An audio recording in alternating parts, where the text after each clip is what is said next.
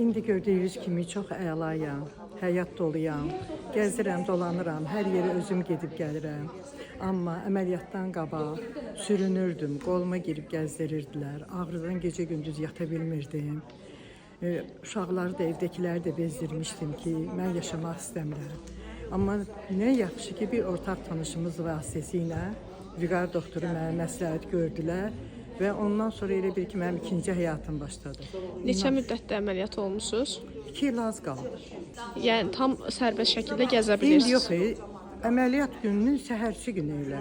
Bugün əməliyyat olundum, səhərsi günü artıq həkim mənə gəzdirdi. Hər hansı bir probleminiz, ağrınız varmı hal-hazırda? İndi yox, hardan özüm gedirəm, özüm gəlirəm. Ömür boyu da ona borcluyam. Həqiqətən də bugünkü xoşbəxt həyatım üçün ki, hər yerə heç kimə minnət eləmədən özüm gedirəm, özüm gəlirəm. Hər işimi özüm görürəm.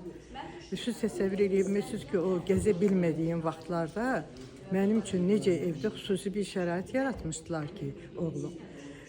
Mən ancaq oturan yerdən hər işimi, qabımı yuyum, ya neysə, bütün hər bir şərait mənə görə uyğunlaşdırılır. Allah Vüqar mürşidliyə can sağlığı versin. Hamıya məsləhət görürəm ki, canınız ağrıyırsa gözləmək lazım deyil.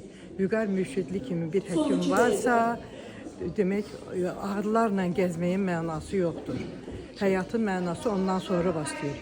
Allah can sağlığı versin Vüqar mürşidliyə, dünya durduqca dursun və həmişə bizim köməyimizə çatsın.